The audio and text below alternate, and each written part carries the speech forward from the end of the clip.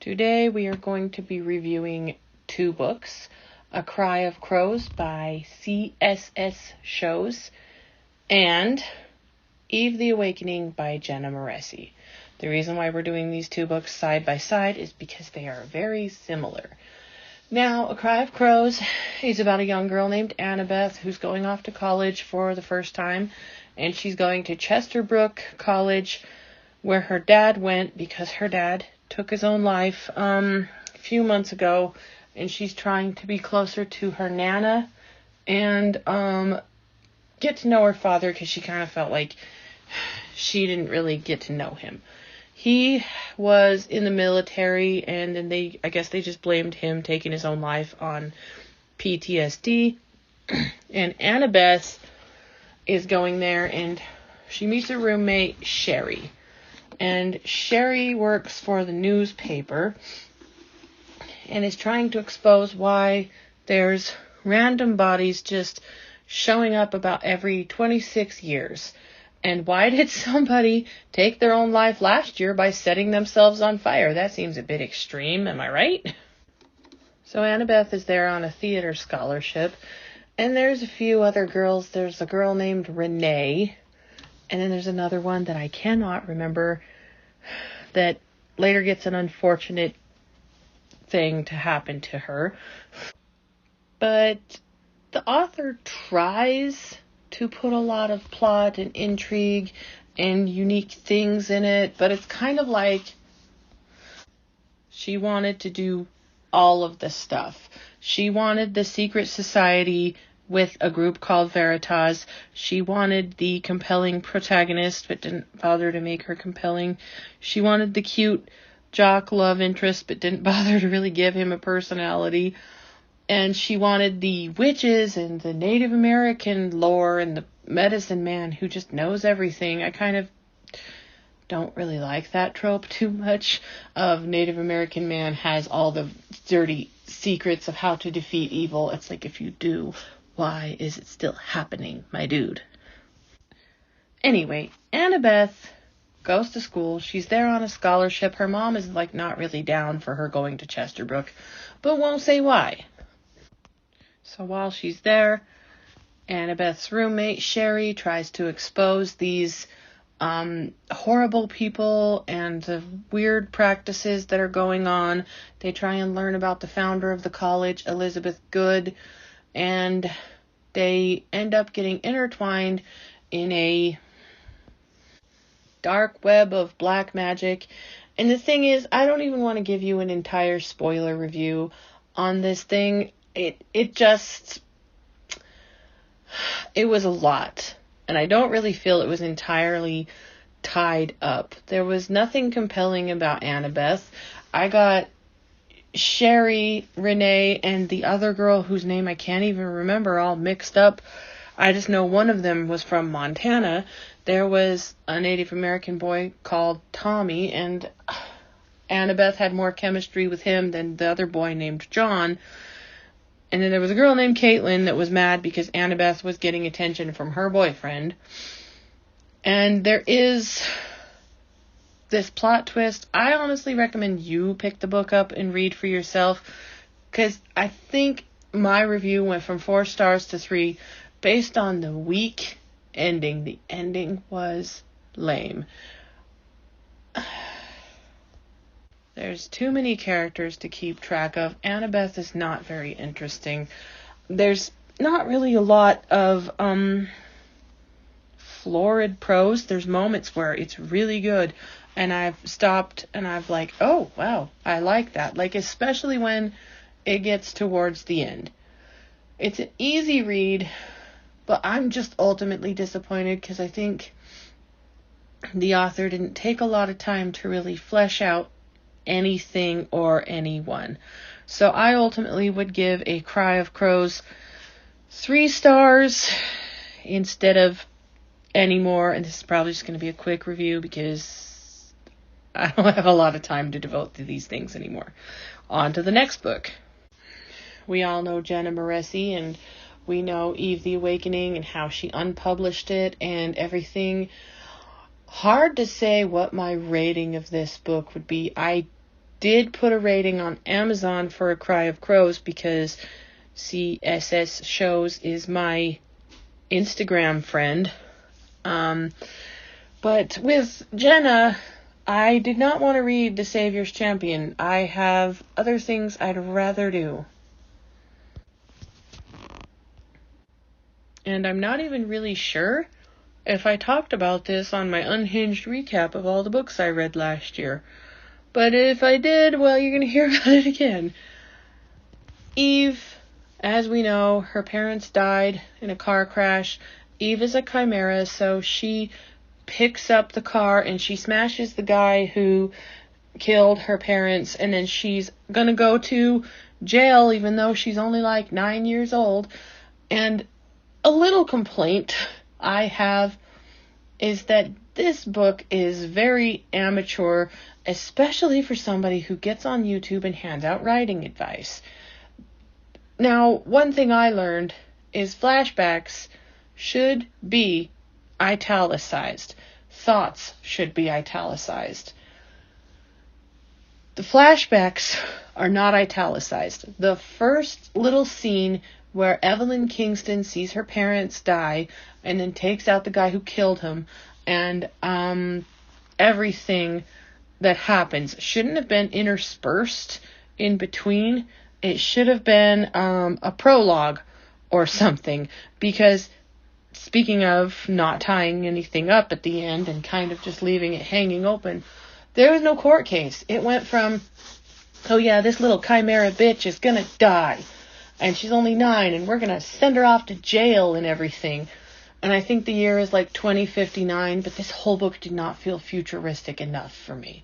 Like, not everybody has to be wearing silver suits and have a flying car or anything, but, like, everybody was still taking planes and cars and skateboards, and it was so, like, it should have just been taking place in, like, the current year.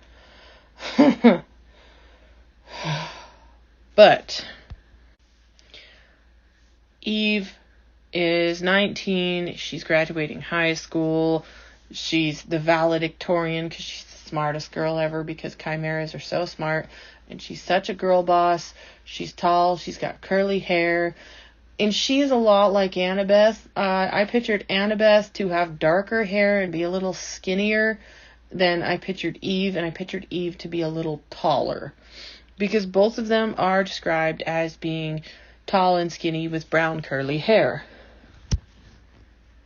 One little thing I do want to drop about Cry of Crows is there is a secret society that wants Annabeth and her friend Sherry to infiltrate a sorority called the Zetas. It's the Triple Z's. And that's the most interesting part of it. And that's where the dynamics kind of fit in with Jenna Moressi's book and CSS Show's book, is that there's a young girl trying to fit in with the thing and play the part. However, whereas CSS Shows didn't have enough words, I feel Jenna had more words and then some.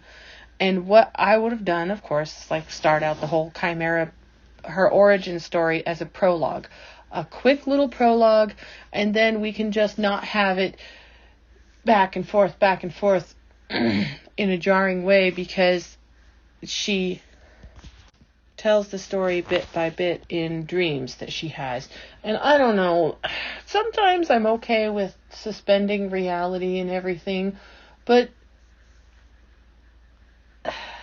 you know, your dreams are weird. Like, sometimes you're having a dream about a certain time in your life, and then like Rodney Dangerfield shows up. So your dreams are not going to tell a sequential story. Some people's dreams are like that, and they're PTSD flashbacks, but there's still, hey Picasso, bits and pieces of strange dreamlike worlds about that. Like, you deal with the trauma of that thing again, and it's there and it's in your dreams.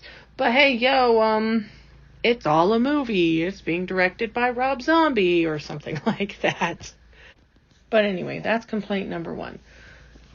Complaint number 2 is that the chapters were too goddamn long.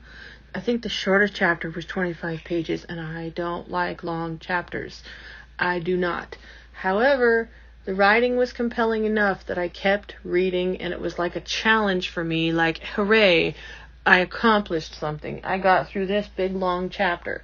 And it was an interesting enough book that I did like it more than compared to the book that I was going to review. But the thing about that book is that there's not a lot to it.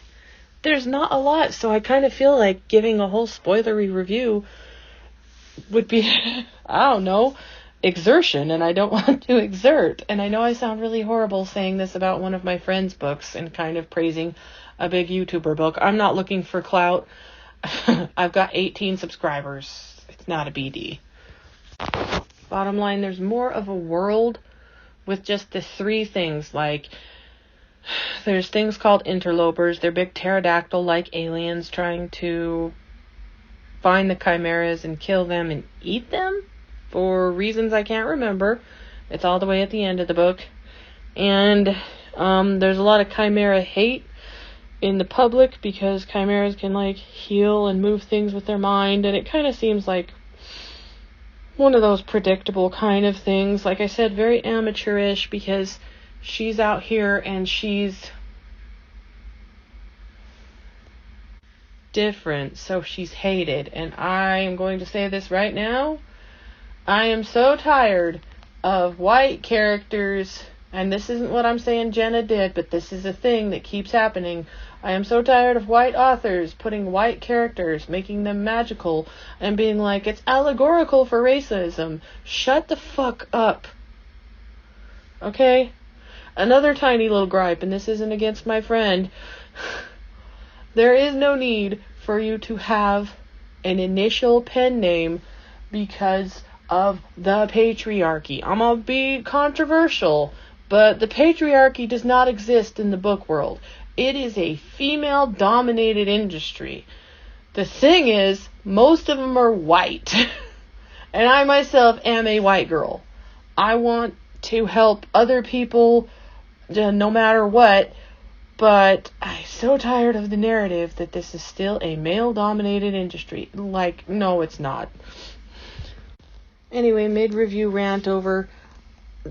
Basically what it is Eve has to go and train this guy Jason, who is a senator's son, to use his gift. And they end up falling in love, and some people end up being okay and cool with Eve. Heather and the other 2, whose names I can't remember. One was Madison. Madison was the one who had all the diamonds and everything, and that was interesting enough. The gay man, who I can't remember his name, but we're just going to call him Gary, he went and he fake dated Madison for a while so that she could keep him lathered up in diamonds, because they figured out that bullets aren't hurting the interlopers, and the interlopers are going to get hurt by diamonds because these diamonds are indestructible diamonds. And Madison just showers everybody with diamonds. Even the barf-tastic chimera bitch, her roommate Eve. I really cannot remember the other girl's name, so we're going to call her Hannah. Now, I'm going to get into plot twists and spoilers with this one. One plot twist is that the chimeras can't... No, goddammit. The interlopers can take the form of humans. They take humans, they kidnap them, they kill them, they put their human skin on. It's very scientific, science fiction, Ed Gein in that way. And then that's how they can, hide in plain sight. And it was very interesting. One thing I did like about Jenna that the other one didn't do was that Jenna was like, I'm going to describe it, and then I'm going to describe it more, and I'm going to describe it more. And that didn't even bother me. Normally I think more words is good words is not the way to write. But that didn't even bother me because I liked the detail. I liked the detail of how she defeated the final enemy and how, yes, it went on for 4 or 5 paragraphs. I didn't even care. I was enthralled at the time. Sancho is interesting. There's another girl, I don't remember her name, so we're going to call her Brooke. And Brooke was really mean to Eve at the first because she was a Rutherfordian and she thought she was just some hoity-toity bitch, part of the upper crust, and made a bunch of money and was just rude to her based on her status, and Eve didn't even judge this girl. And Eve was kind of annoyed by her, and that kind of went on a little bit too much, but Eve at least had a personality and really didn't want to deal with this girl who had been shitty to her since the beginning, you know. So this ragtag bunch of kids gets together and they all decide that they're going to go alien hunting, and they find out that you can, like, rip their heart out through their throat, which, you know, like, a lot of people have always threatened to do, which is which is physically impossible. Oh my god. So all these ragtag bunch of kids, they find the lair. They need some sort of penis-looking thing to shove into a thing because the hacker, the mean girl, Brooke, implants it with a virus, and once she implants this with a virus, the aliens are gonna leave or they're gonna die or something because they're connected to this mainframe. And these are interesting aliens. This is a more interesting world, and I actually like it, and I think honestly it, even though it feels amateurish and everything, this feels like a better book than The Savior's Champion. I haven't read The Savior's Champion, but sometimes you watch 1 or 2 reviews and then you decide, no, that's not for me. One part that was really fucking stupid was, the Chimera, no, goddammit. The interlopers disguised themselves as soldiers with guns, okay? And they're like, put your guns down. We are the police. Put your guns down. And then Sancho comes up and he's like, bullshit, you're not the police. And then he pressures these interlopers who have had their asses handed to them by these motherfucking teenagers multiple times into shedding their yucky human skin and fighting them in a way that they know they're vulnerable. They know that these teenagers with guns and stuff will waste them. But instead of being smart and using their little interloper brains and laying waste to these teenagers with the guns they have, because these are teenagers, they don't have fucking... There's only 2 of them that have magic, and the other 2 have guns and bombs and shit like that. These teenagers can be shot in the head, in the chest. They can die. And these dumb interlopers just go, oh, let's fight you in a way we've fucked up and lost before. Jesus Christ, it made me so mad. Anyway, they save the day. They get rid of the interlopers. Everything's fine. Oh, you know, I'm not sure. Out of a 5-star thing, I might rate it a 3 at the same time. Yeah, these are both 3-star books. I rarely rate books lower than a 2. It has to be really bad. And I think the harshest I was on a book this year was my friend William F. Iger's book, The Unfortunate Expiration of David S. Sparks, because I had no idea, and I think I rated that one a 2-star. But oh, buddy. 2023, a long year or what? But Cry of Crows, for what it lacked in originality and everything, it kind of made up for in not being over the top. Like, none of the characters, I didn't even care about Annabeth. I kind of cared about Nana, and that was it. But a lot of the other characters, I wasn't given enough time to sit with. With Eve the Awakening, I was given enough time. I know I said I can't remember their names, some of them, but we knew what they were. We knew who they were. We knew their motivations. We knew their personality. And when the plot twists happened, I wasn't, called that. And I kind of think if I were to rewrite A Cry of Crows, if it were on me, I would get rid of the stupid secret society. I would just have Annabeth not even wanting to be a theater student or anything, and I'd have her working for the school newspaper and working with Sherry to figure stuff out. And I wouldn't even bother with the other girl. I think her name was Jenny. Yes, her name was Jenny. I wouldn't bother with Jenny. This sounds bad, but I don't think I'd bother with Tommy either. Or maybe get rid of John and keep Tommy. Because the whole thing with the play kind of seemed fruitless and everything. And there was a part where Annabeth was supposed to pretend to be naked, but behind a screen. And Caitlin stole her bodysuit.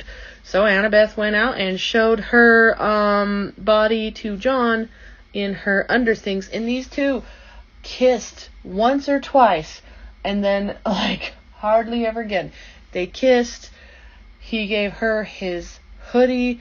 It was hardly the romance of the century, and I forgot about him about halfway in towards the end. I was like, oh yeah, that boy exists. But I'd get rid of the dumb secret society because Annabeth gave no reaction to being dragged out of her bed in the middle of the night, having a bag over her head, and then shoved into a dark basement with a bunch of weirdos. No reaction. It was actually unnerving how little this character reacted to a lot of things, and towards the end of the book, it was like the author knew this girl was letting the plot happen to her instead of actively participating in it, and then just dumped some thoughts onto the page instead of actually making Annabeth do anything in the plot. I think it would have been a better motivator if maybe Annabeth went to Chesterbrook College, because she found a cryptic note from her dad that made him believe that maybe he didn't commit suicide as she had originally thought. And then she goes to Chesterbrook after looking up the history of it, and then she sees a spoiler that's at the end, and she's like, wait a minute, that is interesting. And then she goes and she decides to investigate, and she doesn't say anything that she knows except to Sherry about the Tri-Zetas. And they pledge and everything like that, just like they did in the original book. But I wanted Annabeth to have more of a role in making the plot happen instead of letting the plot happen to her. But that's why it's 3 stars. Number 1, the ending was disappointing.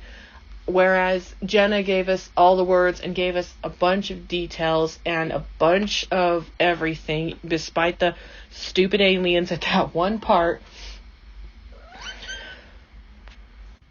Eve was a character I could latch on to. Annabeth was a character that was like a paper doll, and you could just move her from scene to scene, and she had the same emotion. I didn't feel anything about Annabeth except one scene. And even that, it was like the bare minimum. I'm not going to give you the scene because it is spoilers. And I do encourage people to buy the books of independent authors and judge for yourselves. Because you guys might like them. You might find Annabeth a full-fledged, well-rounded character. And it is what it is. But that's how I would have rewritten it. She goes to Chesterbrook College on a journalism scholarship. Doesn't have anything to do with the theater department. John isn't Caitlin's boyfriend, so there's not some unresolved, not even very exciting girl drama. Because I'm not one of those people that's like, oh my god, I'm a feminist. I can't stand girl drama. Girl drama is bad. I'm not one of those people. I know girls. Girls can be awful, and they can weaponize feminist language like saying you're not a girl's girl because you said 1989 was a bad album. But that's what I would have done. So anyway, these books are decent. One of them I enjoyed more than the other. I was supposed to do an arc of A Cry of Crows, and I was supposed to get it in March, and I literally finished it 5 days ago. I'm bad with arcs. I'm not signing up for any this year. I did like 2 the year before and 2 this year, and it was like, I want to read for fun. And the one that I'm still gotta finish and everything, whereas there was no emotion with Annabeth, there is a dickload of emotion with Mark and Kaylee. Like, these two will not shut the fuck up. It's hard. And I'm 100 pages away from the end of finishing that, and I just cannot. I don't care. If I ever finish it, I might show my face. My battery was low, so I didn't want to screw with setting it all up. This is easy. I'm feeling lazy today.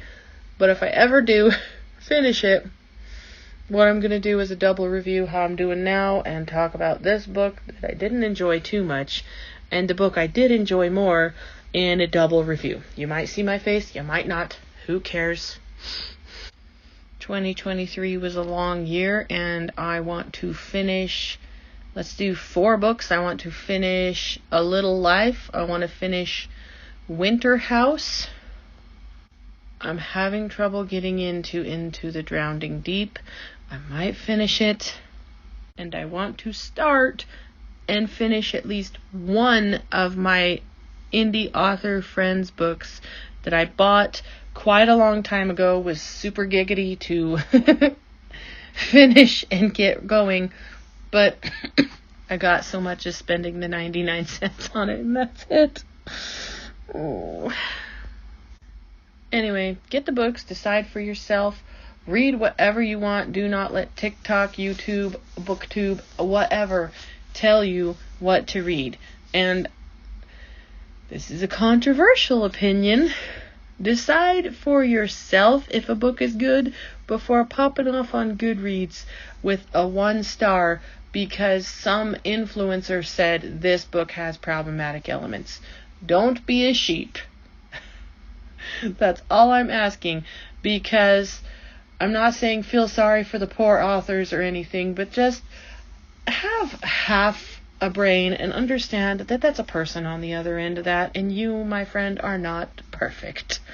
I am so tired of the let's pile on this one person and 1 star their book and everything and make them feel bad because I am morally superior and I will be on the right side of history. Shut up. Shut up so hard. That's all. I'm not going to start to spin any more rhetoric. I was trying to stretch this out to 30 minutes, but I just have nothing else to say. So I'm signing off. You have a great day. I lied. I have one more thing to add. I said it was CSS shows. It's CSC. I don't know what the initials mean, and it's not that important. But anyway, CSC shows.